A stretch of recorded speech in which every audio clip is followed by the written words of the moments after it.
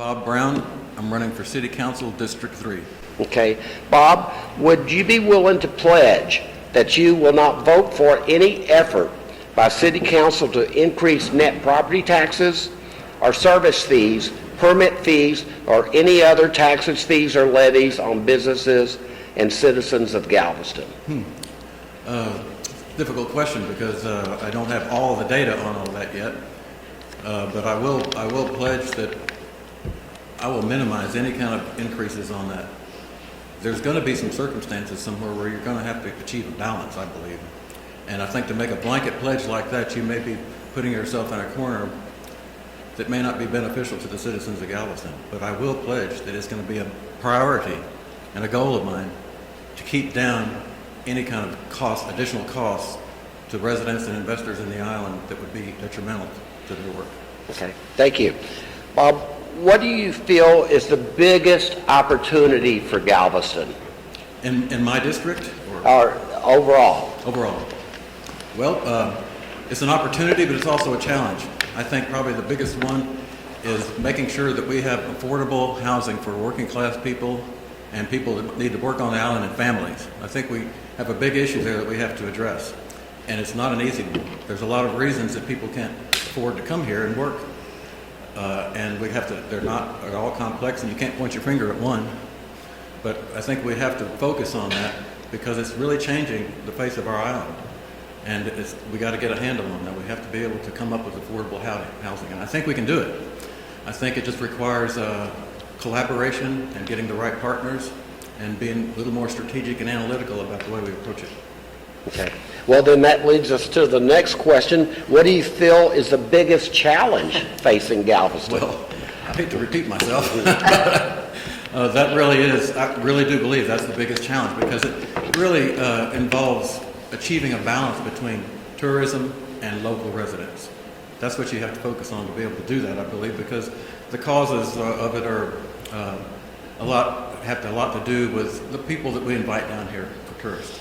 And we have to be able to balance that with the needs of our residents, I think. That's kind of the baseline of the challenge, I think. That and trying to control costs. And there's ways we can do that, control construction costs, which in turn control the cost of living here. And I think there's ways of doing that, but like I said, I think it requires collaboration and partnerships and building trust. And I think I'm a person who is well suited to do that. Okay. The Galveston Wharves is a self-sustaining city entity and major economic engine for the community. How would you characterize the relationship between the port and the city, and how would you help ensure the port remains competitive? The relationship between the port and the city, I think, could be better. I mentioned collaboration a minute ago. I think that's extremely important. I think the city and the port need to have better collaboration because they both have such an impact on the lives of the people that live here. And especially now because the port is so active. I mean, we've got 3 cruise ship terminals. I mean, the third one is being built now. It's changing the face of the waterfront. It's changing the port. It's gonna, there's a lot of opportunities, business opportunities there. I think that they're going to happen between the battleship coming and Tillman Fertitta fulfilling the term of his lease and increasing his lease space there, and the property that's out there that's I think is going to become available for development for small business. Hopefully, if we can incentivize that. But I think back to your question, we need to have more collaboration with the port. City Council has just established the real estate committee that's going to meet with the port, and I think that's a big step in the right direction. Thank you. Do you agree with the Port Strategic Master Plan and the steps taken to achieve the plan? Yes, I've looked at that plan. I've spoken with Roger about it a few times, and I think it's a good plan. I think there can be some improvements on it. I think now that we've got this cruise ship terminal initiative, I think about coming to its end, we can focus on other things that I think can be beneficial to people who live here and tourism. And I was talking about, specifically, the area between Mosquito Fleet and the new Pier 15 cruise ship terminal. That area right there, Lipton Tea Building is going down, and all of the support for Del Monte is just sitting there. It's all available for development. It could be a fabulous opportunity for small business here in Galveston. to create better access for that, for people who live here and the tourists. And when you have people come to the waterfront, they're drawn to it. It's dynamic. So when people come, businesses will come. I think if we can partner with the port, maybe the Sealy Smith Foundation and the city, we can come up with some great solutions to support business there, local business there. That part of the master plan, I think, needs a little bit more focus. Okay. Galveston has experienced a dramatic and continued growth in tourism. What do you see as the challenges and opportunities in tourism for the island? The challenges, I think, from a broad perspective, as I kind of mentioned earlier, was we need to achieve a better balance between the people who live here and tourism, because tourism is having a greater and greater impact on the island as more people come here, and we face the challenge of managing that. And especially coming into our neighborhoods, we need to hear from the people who live here, I think, about the impact of tourism a little more. But I think it's been said a few times that we're not in the days of where we're asking for how many tourists we can get here. Let's get all we can get, but we're asking what is the highest quality tourist we can get here? The one who will come and spend more money, stay longer. And so I think that's the challenge, is the balance between the tourists and the residents who live here, and try to attract a higher quality tourist. I think that's been said before, and I support that. Okay. As a member of City Council, how would you improve the permitting process? I think that's a really good point. I think the permitting process and the consistent and fair application of our city guiding documents like the LDRs and the comprehensive plan need to be predictable. Need to be predictable and fair to everybody. Everybody gets the same treatment. And I think in that way, investors to the island will know what to expect. They'll be able to plan, and they'll see this as a busy, friendly place. So the permitting needs to be more efficient, needs to be clearer, simpler, and more time effective. Okay. Tell us your thoughts on what has transpired between the City Council and the Park Board over the last 2 years. Do you feel the Park Board is a subsidiary of the city, or is it a standalone entity that should maintain its independence? Well, first of all, I think it's good that the Park Board and the city are engaging. However that came about, the circumstances around that, I think it's good they're engaging. It's kind of like, it's the same principle as the city engaging with the port. I think we need to be more collaborative with our other fellow institutions that drive growth on the island. Now, whatever else happens, I think we need to be better in our building trust between the Park Board and the city.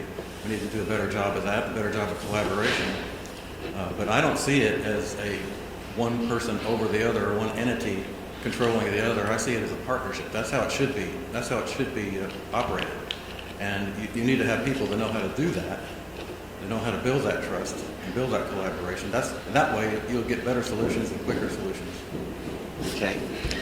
Do you agree with, and how would you ensure that one or more seats on the Park Board of Trustees are filled by representatives of the lodging sector who have tourism industry expertise?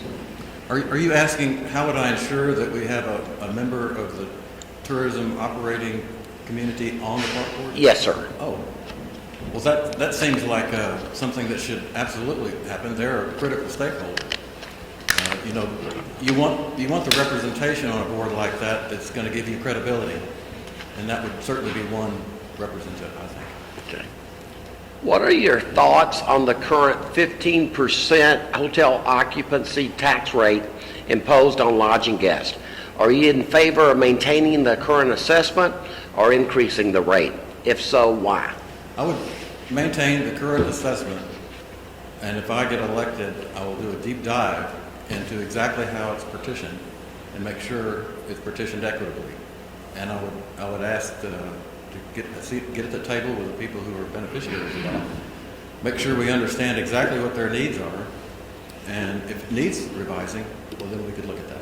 Okay. As a member of City Council, how would you collaborate with the Chamber of Commerce to support and promote local businesses? Well, one thing right off the bat that I can think of is right now, I briefly mentioned the city comprehensive plan. The city comprehensive plan is not a regulatory document. It is our master plan. It's our vision. It's our document of shared goals, and it's about to be revised. The last time it was revised was in 2011. I was on that committee. I was the chair of the disaster planning element. We started in 2008, and a little storm interrupted us, and we didn't get done until 2011. But it's being revised, and I would be certain that the chamber or any business interest has a seat at that table of the revisions, because, like I said earlier, any plan like this, it's absolutely critical that we have as many stakeholders as possible for that document to have credibility when it's done. And it's probably one of the most underrated documents the city has, because it's the mother of all the other documents. Great. How does the city council involve the Chamber of Commerce in the planning and implementation of economic development initiatives and new business opportunities? Well, we have to have a forum to do that, and have to have focus to do that. It has to be a priority of the cities to do that. And I believe that the more we can promote local businesses here, the more we will continue to define the character of the island. I think that's important. If we can develop a forum for collaboration, much like we have with the port, or like we're doing with the port and with the park board, some type of forum so we can promote that local business, I'm all for that. Okay. Okay, here's our final question, then you'll have your closing. Name the top things you have done or plan to do for your constituents. Top things I've done. Or plan to Or do. plan to. Well, I've been on so many city committees, from the Strand Mechanic Board to the first chair of the First Landmark Commission to the Comprehensive Plan Steering Committee to the Long-Term Hurricane Recovery Committee to Galveston Independent School District Facilities Planning Committee, the president of the Board of Directors of GHF. Those are things that I've felt compelled to contribute to my community over the years, past almost 30 years now. And also my professional life in the UTMB. I think we lived recovery at UTMB for 11 years. And I think I brought a lot to the community just simply as part of my life for about the last 30 years or so. I grew up on the island and moved away and came back. And then if I am elected, my priority is, like I said, achieving a balance. I'm here for the citizens of my district and for all of the people that live here. But I think they need a voice. They need greater participation in city government. They need to have trust and count on us that we're advocating for them. Okay, now you have your 2 minutes for closing. So. Okay. I believe I can make a positive difference for the citizens of Galveston, for our residents, because I can call on my long record of public service and volunteer professional expertise that gives me the tools to be able to collaborate and build trust and act strategically and analytically with my city council, fellow city council members, and my constituents to make the best decisions for them, while still keeping an eye on our big picture. Our big picture is that vision, our vision of shared goals for the whole island, and that is the comprehensive plan. Like I said earlier, it's the most underrated document we have, but I think that's important, is to make sure the constituents know that I'm advocating for them, make sure that my decisions are based on city guiding documents, not the next shiny object or what somebody's whispering in my ear. And that will build confidence in the constituency. I think it'll build confidence in City Hall. It'll build trust, and I think in these day and ages, the idea of trust is challenged, and we need to do all we can to promote it. And I think I'm the best person in the city council race to do that because of my experience and with my professional life at UTMB, and also with a volunteer life. You don't do all those things without having the ability to collaborate and have people trust you to do them. Okay. Thank you, Bob. I think Thank you, that's Bob. it.